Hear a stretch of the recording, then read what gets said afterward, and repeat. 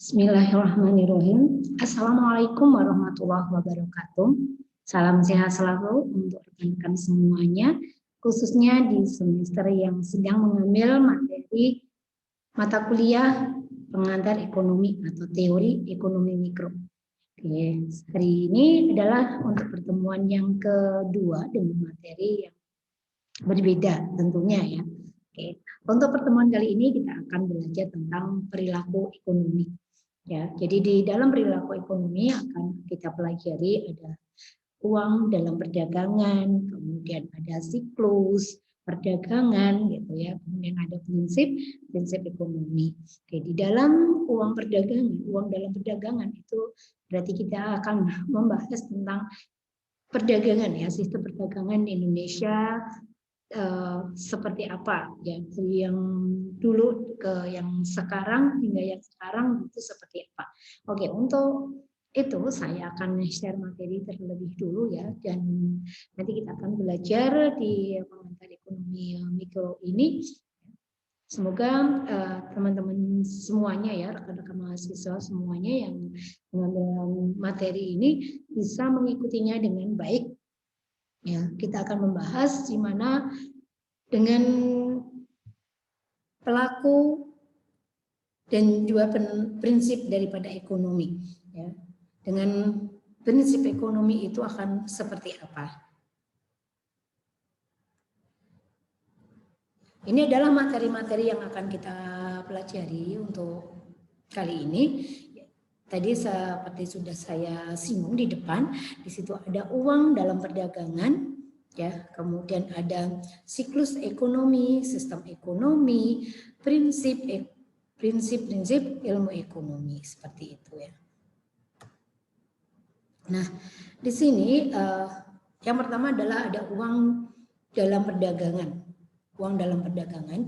Jadi dulu itu sebelum diciptakan adanya uang, perdagangannya itu sistemnya adalah barter atau pertukaran, ya, yang mana karena diadakannya barter itu belum diciptakannya uang, karena uang jadi belum ada alat pembayaran yang sah, ya. Berbeda dengan ada perkembangan selanjutnya. Jadi kalau di sistem barter itu ya sesuatu yang ada kedua belah pihak, kalau dia itu menginginkan barang A, kemudian si B itu menginginkan barang yang lainnya, itu adanya kesepakatan. Nih, contohnya, saya punya perabot rumah tangga, tapi saya nggak punya beras gitu ya. Kemudian saya akan negosiasi dengan yang punya beras, kemudian nanti yang punya beras akan mau nggak nih saya punya perabotan, saya punya kuali, tolong untuk ditukar dengan beras. Nah, seperti itu. Nanti kalau ditukar dengan beras artinya saya nggak punya kuali ya. Nah, seperti itu. Jadi dengan sistem barter ini sangat tidak efektif sekali gitu, karena adanya pertukaran barang gitu ya. Dan ini sulit sekali untuk menemukan titik temu, apalagi dalam transaksi yang berskala besar. Saya punya perhiasan itu ya, perhiasan. Kemudian saya ingin membuat kopi gitu ya, membuat minuman teh. Dan saya nggak punya kopi, teh, gula tuh nggak punya, tapi saya punya perhiasan gitu. Zaman dulu itu perhiasannya ya emas murni gitu ya, berlian, intan gitu ya. Kemudian ditukar, itu benar-benar tidak efektif sekali gitu ya. Nah, dengan adanya sistem barter yang dirasakan oleh masyarakat dulu, rakyat zaman dulu itu tidak efektif, maka diciptakanlah uang, ya.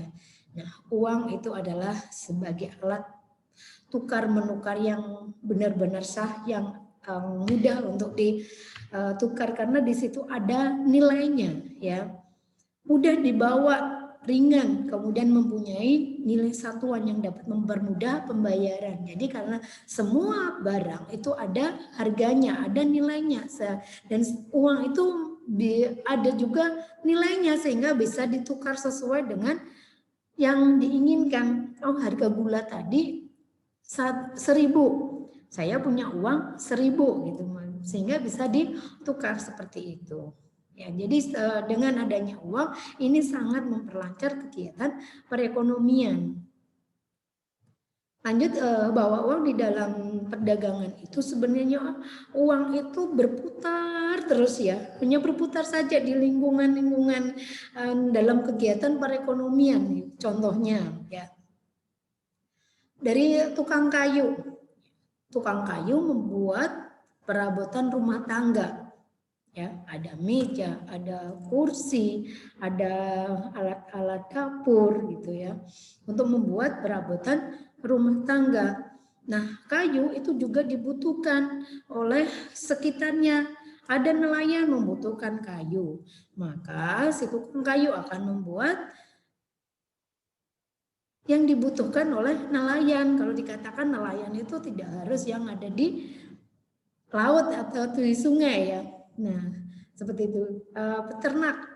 Peternak itu juga tidak harus yang angon bebek atau yang lainnya ya. Peternak itu ya yang lainnya. Nah, itu juga membutuhkan hal seperti itu. Jadi kalau kita lihat antara tukang kayu, nelayan, ada petani, tukang jahit itu sangat-sangat saling membutuhkan keterkaitan. Tukang kayu membutuhkan tukang jahit karena dia membutuhkan pakaian, ya. Kemudian tukang kayu juga butuh makan, maka diperlukan petani gitu ya. Maka si tukang kayu tadi menjual perabotannya ke nelayan atau ke tukang jahit atau ke petani, dia mendapatkan uang. Ya, uang dari petani langsung ke tukang kayu bisa, nelayan tadi membeli kayu untuk perabotan masuk ke tukang kayu, tukang jahit juga seperti itu. Ya, jadi uang itu sekarang ngumpul di tukang kayu. Kemudian tukang kayu juga membutuhkan tadi, dia membutuhkan padi, membutuhkan beras, maka dia akan membeli ke petani tersebut untuk bisa makan gitu ya. Nah, di situ dia akan membayarnya. Jadi terus saja berputar seperti itu.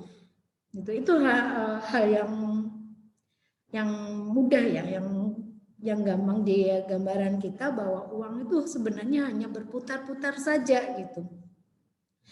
Tukang jahit juga gitu, dia tuh tadi ada dari nelayan, petani, tukang kayu, gitu, pengusaha atau lain-lainnya ya, yang lainnya juga membutuhkan pakaian. Maka uang itu tadi masuk ke tukang jahit. Nah, tukang jahit juga seperti itu, dia juga membutuhkan makan, maka uang itu berputar lagi. Tukang jahit juga butuh nih ada ikan, ada ayam, gitu, ada daging sapi. Nah, ini berputar lagi dan seterusnya seperti itu.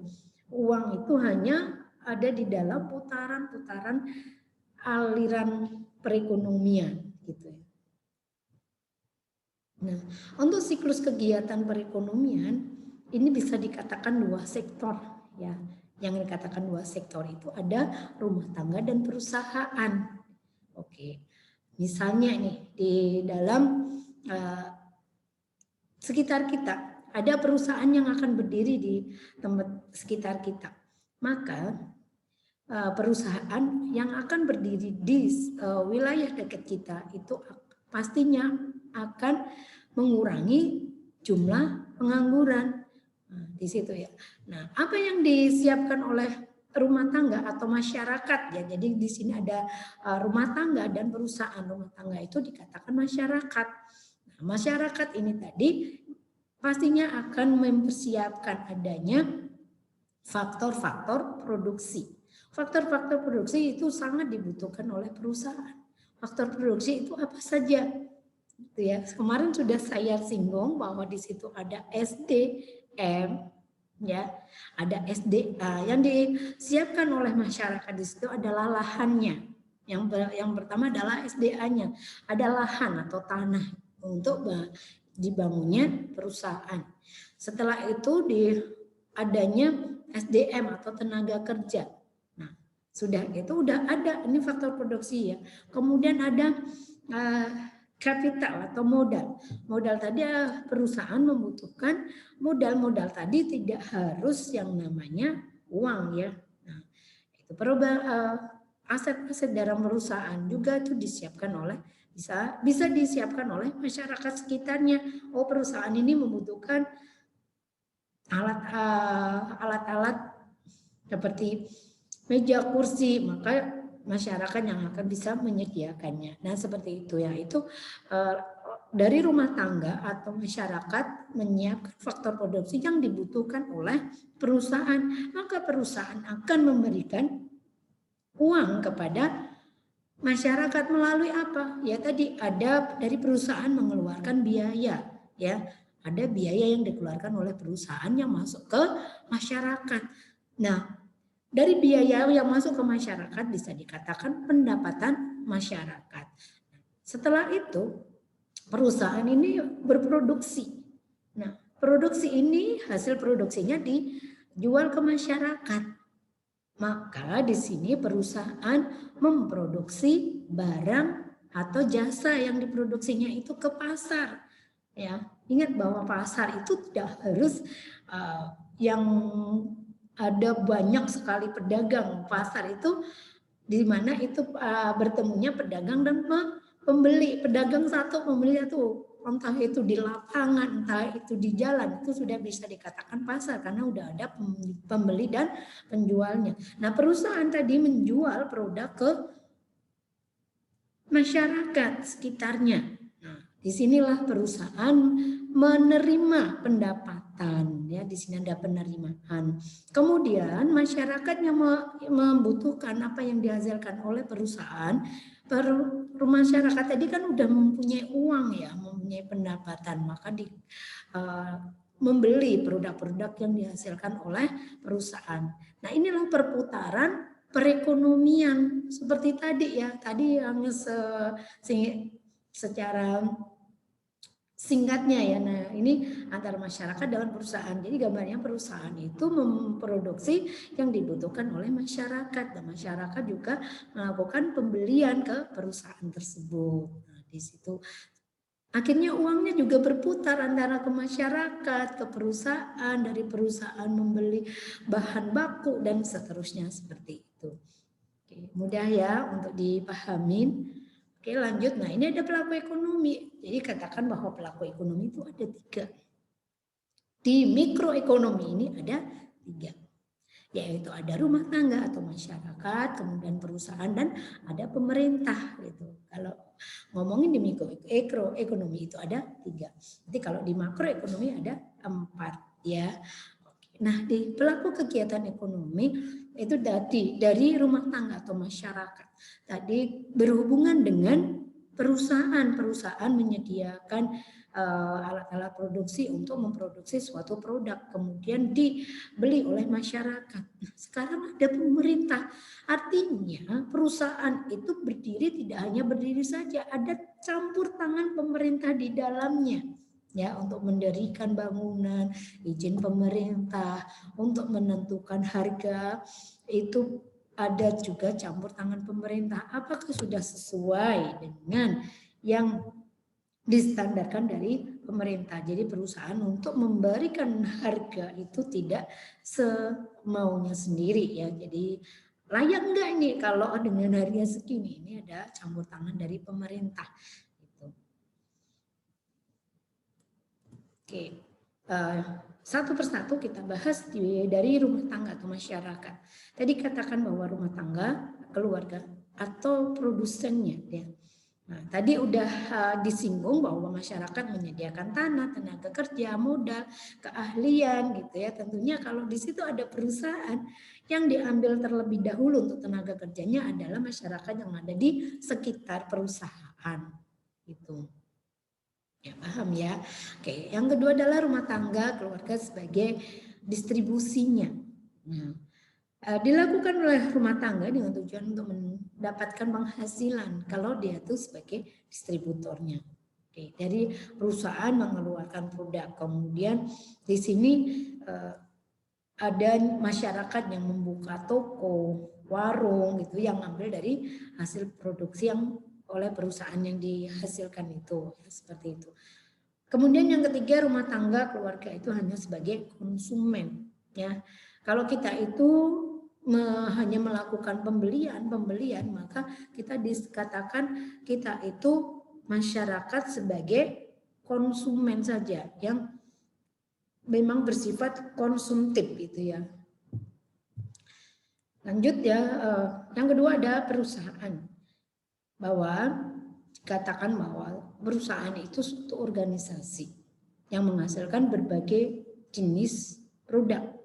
Kalau ngomongin produk, kemarin ada barang dan jasa yang dibutuhkan oleh rumah tangga itu. Tujuannya apa sih perusahaan itu didirikan? Tujuannya satu, yaitu untuk memperoleh keuntungan. Ya, keuntungan yang maksimum begitu.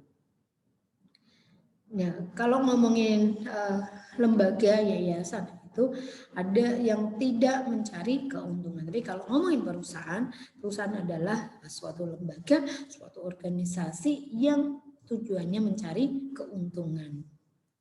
Lanjut sekarang ke pemerintah. Nah, pemerintah ini melakukan campur tangan di dalamnya seperti penentuan pajak ya. Berapa besarnya pajak untuk rumah tangga atau masyarakat, untuk perusahaan. Jadi semua masyarakat, baik itu masyarakat sebagai distributor, sebagai konsumen, itu dikenakan pajak. Terlebih lagi kalau itu perusahaan. Maka dengan adanya perusahaan ini akan menambah tingkat atau pendapatan pemerintah yaitu dari pajak. Ya, di mana pajak ini tujuannya bukan untuk kekayaan daripada perusahaan pemerintah ya, tetapi akan dikembalikan lagi ke masyarakat dengan adanya perbaikan jalan itu ya. Jadi gunanya pajak itu adalah memperbaikan jalan, gedung gitu ya. Kemudian ada kereta api dan lain sebagainya, itu adalah hasil-hasil dari pajak. Maka dikatakan kalau jalan raya itu adalah milik umum gitu ya. Lanjut sekarang ke sistem ekonomi. Ya. Jadi sistem ekonomi itu ada 3. Ya, ada sistem ekonomi pasar, terpimpin dan campuran. Mungkin rekan mahasiswa sudah pernah mendengar, ini sudah pastinya mendengar ya, sistem ekonomi itu ada 3. Sistem ekonomi pasar yang seperti apa, terpimpin dan campuran. Nah, sistem ekonomi pasar ya. Kita akan bahas satu persatu di sini, di mana di sini ada kebaikan, ada kelemahannya di sistem ekonomi pasar. Di mana untuk kegiatan sistem ekonomi pasar ini sepenuhnya ini dikendalikan oleh penjual dan pembeli yang ada di pasar tersebut. Kebaikannya antara lain persaingannya maju, ya. Kemudian barang yang dihasilkan juga bermutu tinggi karena persaingannya itu ada di dalam pasar tersebut. Maka barang-barang yang dihasilkan juga barang-barang yang bermutu tinggi. Karena barang yang tidak bermutu di situ tidak akan laku di pasar gitu. Kemudian efisiensi dan efektivitasnya tinggi. Kenapa? Karena tingkat ekonomi didasarkan atas motif untuk mencari uang gitu. Nah, untuk kelemahannya antara lain di mana timbullah kesenjangan antara si kaya dan si miskin di dalam sistem ekonomi pasar karena di situ berdasarkan mutu. Yang bermutu yang bisa dijual, yang enggak bermutu tidak dijual di dalam pasar tersebut. Maka di sini kurangnya pemerataan pendapatan. Ya, karena tidak ada campur tangan pemerintah di dalamnya sehingga di sini para pedagang ini akan memunculkan produk-produk yang bermutu. Yang bisa membeli produk ini adalah orang-orang yang memang beruang gitu ya, yang mempunyai uang gitu. Yang tidak mempunyai uang atau uangnya sedikit jangan di pasar tersebut gitu. Cenderung terjadinya eksploitasi antara kaum buruh dengan pemilik modal. Maka di mana muncullah itu ada kaum buruh, kaum budak ya. Mereka yang tidak punya modal ya bekerja sebagai budaknya, sebagai buruhnya. Kemudian muncul ini monopoli yang sangat merugikan masyarakat. Karena monopoli itu memang dikuasai oleh orang-orang yang punya modal. Kemudian kelemahan berikutnya, kegiatan ekonomi ini tidak stabil keadaannya. Maka di sistem ekonomi pasar ini mulailah untuk dirubah menjadi sistem ekonomi yang terpimpin. Sistem ekonomi terpimpin atau terpusat. Ini pemerintah nih yang andil di dalamnya paling besar, di mana pemerintah akan mengendalikan inflasi, pengangguran, dan masalah-masalah ekonomi lainnya. Ya. Dengan adanya sistem ekonomi terpimpin, muncul nih sesuatu yang kurang disenangi oleh para pedagang-pedagang. Kenapa? Ya, karena di sini mematikan inisiatif individu untuk maju. Karena udah dikendalikan oleh pemerintah. Jadi mereka yang punya ide seperti tadi ya, saya punya modal, ini dikendalikan oleh pemerintah. Nih yang punya modal pajaknya segini, gitu ya. Semuanya barang yang dijual itu mempunyai ada pajaknya. Kemudian masyarakat tidak memiliki kebebasan masyarakat tidak ada kebebasan untuk memilih sumber daya. Itu. Kelebihannya, pasar barang dalam negeri itu berjalan lancar. Karena di dalam pasar itu ada yang barang-barang yang berkualitas atau barang-barang KW ini ada di dalam pasar tersebut itu. Tidak hanya barang-barang yang mewah saja yang ada di dalam pasarnya. Kemudian pemerintah turut campur ya dalam membentuk harga. Jadi karena itu tadi tidak ada monopoli sangat berkurang, maka pemerintah ikut andil di dalam penentuan harganya. Sesuai enggak nih harga kalau ditentukan oleh pemerintah dengan harga segini, gitu ya. Gula, pokoknya sembako semuanya itu pemerintah ikut andil di dalam penentuan harga. Kelebihan lainnya relatif lebih mudah untuk melakukan distribusi pendapatan. Nih, mereka semuanya masyarakat yang punya usaha membayar pajak sehingga dengan pembayaran pajak ini distribusi pendapatan pemerintah itu juga meningkat gitu. Dengan adanya campur tangan pemerintah yang semuanya dikendalikan oleh pemerintah, jarang sekali terjadinya krisis ekonomi karena pemerintah yang mengendalikan keseluruhannya. Ya, tetapi banyak ada juga kelemahannya ya. Kenapa? Dengan dikendalikannya pemerintah yang mengendalikan ya, semuanya terpusat oleh pemerintah, ternyata masih terjadi monopoli yang merugikan masyarakat ya. Karena pemerintah juga ternyata bisa monopoli. Ini contohnya PLN ya, udah PLN itu nggak ada saingannya gitu ya, itu adalah milik BUMN, jadi nggak ada orang yang membuka usaha seperti PLN gitu, nggak ada gitu ya, itu khusus itu PLN, jadi itu muncullah monopoli yang monopoli tunggal gitu ya. Kemudian sistem ekonomi yang ketiga ada demokrasi atau campuran di sini. Sistem ini berdasarkan adanya campur tangan pemerintah dan juga sistem ekonomi pasar yang tradisional. Ini adalah gabungan ya, yang pertama dan kedua tadi. Kelebihannya di mana di sini adanya kebebasan berusaha untuk mendorong kreativitas masyarakat yang memang mempunyai kemampuan. Itu kelebihannya salah satunya. Kelemahannya adalah sulit nih untuk menentukan batas antara kegiatan ekonomi yang harusnya dilakukan oleh pemerintah dan swasta. Ini sulit, mana sih yang milik pemerintah gitu ya.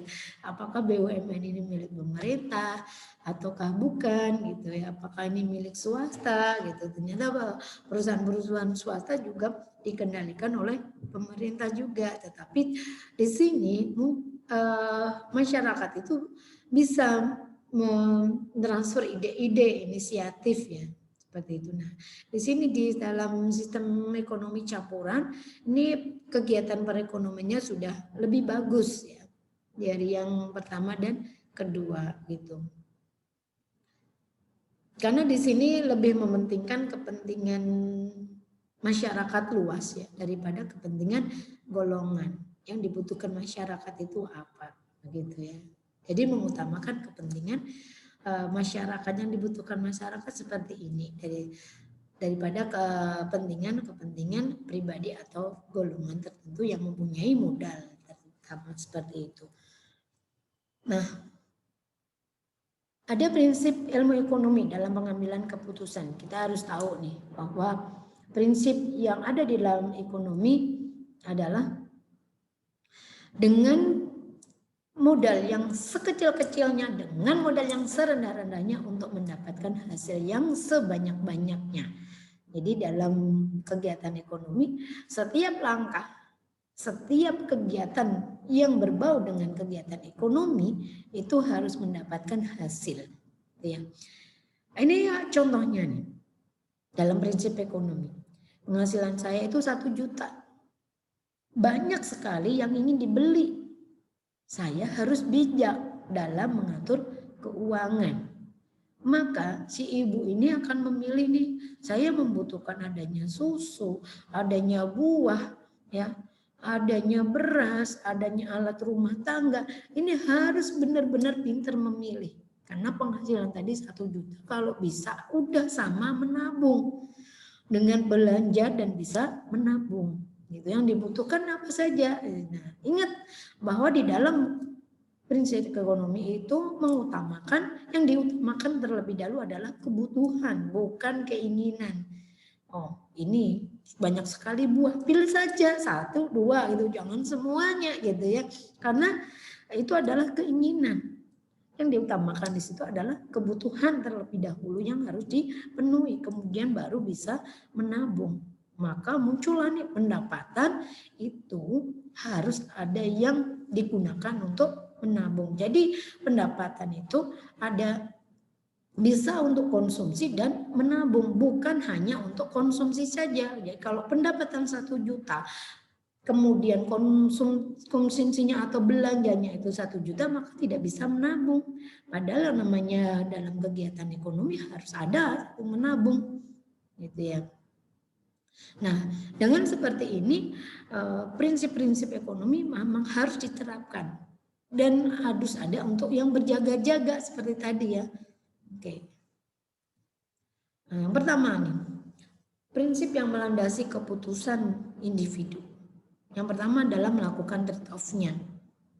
Ya, bahwa di dalam trade-off ini dia harus dilakukan karena adanya keterbatasan sumber daya yang dimiliki. Bahwa income seseorang, pendapatan seseorang itu beda-beda. Kalau pendapatannya tinggi, pasti kebutuhannya juga lebih banyak. Kalau pendapatannya itu dia itu lebih sedikit dari si B misalnya, maka kebutuhannya juga lebih sedikit. Jadi semakin banyak penghasilan, maka semakin banyak kebutuhannya. Itu. Biaya. Apa sih yang Anda korbankan untuk memperoleh sesuatu? Dengan adanya trade-off, seseorang dapat melihat untung rugi. Saya mau membeli susu nih untuk anak saya, maka dilihat di situ komposisinya apa saja. Ini ada 5 macam susu, ya. Ini harus dilihat harganya, kemudian komposisinya, isinya, gitu ya. Nah di sini harus pintar-pintar nih, makanya orang belanja itu jangan asal ngambil comot aja, lihat tuh komposisinya, kegunaannya, harganya, gitu ya. Yang ketiga, orang rasional berpikir akan secara step by step, bertahap. Setiap keputusan yang akan diambil dilakukan pertimbangan yang matang. Yang mudah saja nih contohnya. Tadi untuk membeli susu, saya akan melihat komposisinya, kualitasnya, harganya, gitu ya. Dan ingat ada tanggal kadaluarsanya, gitu ya. Seperti itu harus memang dilakukan secara rasional. Jangan, oh saya harus yang seperti ini, kalau enggak yang mahal anak saya nanti enggak pintar, gitu ya. Nah itu sebenarnya salah. Yang keempat adalah beraksi terhadap intensif. Nah, adanya manfaat pasti adanya biaya. Barang itu banyak manfaatnya, pasti biayanya atau harganya itu juga lebih mahal. Semakin banyak manfaatnya, barang itu akan semakin ada nilainya. Jadi kalau dikatakan harga itu pasti ada bentuknya, ada rupanya gitu ya. Pemilihan terhadap sesuatu yang melahirkan manfaat harus lebih banyak ya, secara jadi kalau memang harga barang itu mahal gitu, kita pasti tahu manfaatnya jauh lebih banyak itu ya. Kemudian kualitasnya gitu, seperti itu ya. Yang kedua, bagaimana sih orang itu bisa berinteraksi? Jadi kalau seorang bisnismen nggak pintar-pintar berinteraksi, mempunyai rekanan bisnis, maka di situ hasilnya itu juga tidak maksimum. Jualan aja nunggu, tapi nggak ada yang beli. Belinya lama sekali ya. Yang beli datangnya satu, lama banget nih. Maka di situ memang diperlukan adanya berinteraksi dengan pihak lain. Perdagangan yang menguntungkan ke semua pihak. Ya. Itu yang dipikirkan, jangan hanya oh ini tujuannya saya dagang untuk si adik-adik aja yang kecil gitu, tapi yang lainnya nggak dipikir. Kalau bisa ya hasil yang kita jual itu bisa dikonsumsi anak-anak, orang dewasa gitu ya. Nah seperti itu. Yang selanjutnya, bagaimana sih bisa menghindari terjadinya kegagalan pasar atau dikatakan rugi? Karena orang berjualan itu tidak pengen rugi gitu ya. Seperti tadi prinsip ekonomi ya. Dalam setiap langkah kita itu harus menguntungkan.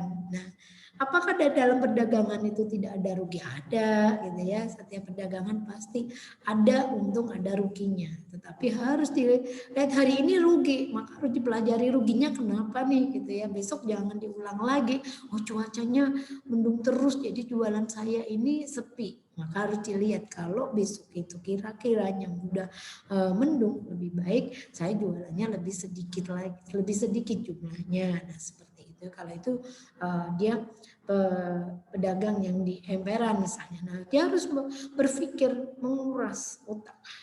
Bagaimana kerugian hari ini jangan besok lagi terulang.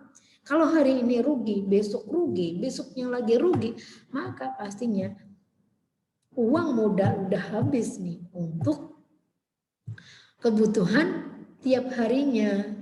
Maka jangan sampai nih rugi gitu. Jangan sampai, maka harus dilakukan evaluasi ya, dianalisis lagi kenapa rugi. Jangan sampai besoknya rugi lagi gitu ya. Prinsip yang selanjutnya ada bagaimana suatu perekonomian secara keseluruhan bekerja. Di sini ada standar hidup. Di suatu negara itu tergantung pada kemampuan untuk memproduksi. Maka dikatakan bahwa negara maju adalah negara yang memproduksi barang atau jasa. Suatu negara yang dikatakan maju itu bisa mencetak sesuatu yang dibutuhkan oleh negara lain. Negara yang maju itu bisa mengekspor dalam jumlah yang banyak, bukan mengimpor. Yang kedua, harga-harga meningkat jika pemerintah itu mencetak uang terlalu banyak. Oke.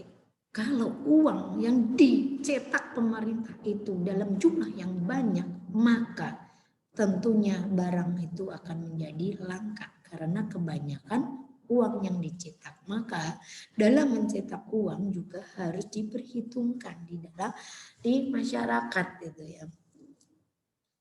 Masyarakat menghadapi trade-off itu untuk jangka pendek. Ya. Trade-off itu hanya untuk jangka pendek, di mana antara invasi dan pengangguran saja. Di mana dengan adanya trade-off itu masyarakat harus siap bahwa besok ini akan terjadi inflasi besar-besaran. Bagaimana biar kita tidak terdampak seperti itu ya. Kemudian tidak terdampak secara mendalam atau secara keseluruhan. Kemudian dengan adanya inflasi ini akan bisa mengakibatkan pengangguran. Bagaimana kalau pengangguran ini terjadi? Maka dengan adanya peningkatan pengangguran otomatis ya akan membuat kenyamanan suatu negara itu terusik. Kedamaian, ketentraman, kesejahteraan juga akan terusik. Akan banyak timbul kejahatan. Itu dari perekonomian yang kurang bagus, masif ya. Oke, lanjut. Itu udah materi untuk hari ini. Ini sebagai referensi rekan mahasiswa yang mau mempelajari tentang perilaku ekonomi. Ada buku Sadono, Sukirno, kemudian ada Suhardi ya. Begitu. Nah, ini ada tugas untuk rekan semuanya bisa dikerjakan. Nah, seperti itu untuk materi perilaku sekarang hari ini, bahwa di dalam perilaku kegiatan ekonomi ini sebenarnya berkaitan dengan kegiatan kita sehari-hari gitu ya. Mohon untuk bisa dipelajarin lebih lanjut lagi ya. Jadi itu materi untuk kali ini. Mohon maaf apabila ada salah kata atau kurang yang kurang bisa dipahami nih rekan-rekan semuanya. Mohon untuk kolom komentarnya diisi mana yang kurang bisa dipahami, nanti biar bisa dijawab, dan di situ ada kolom komentar untuk bisa menjadikan diskusi kita di situ, dan ada keaktifan mahasiswa. Ingat ya bahwa di dalam keaktifan mahasiswa itu sudah ada penilaiannya. Oke, selamat belajar dan mohon maaf jika materi kali ini masih online ya. Untuk selanjutnya insya Allah untuk di pertemuan berikutnya bisa offline, dan salam sehat selalu. Terima kasih saya ucapkan. Wabillahi taufik wal hidayah. Wassalamualaikum warahmatullahi wabarakatuh.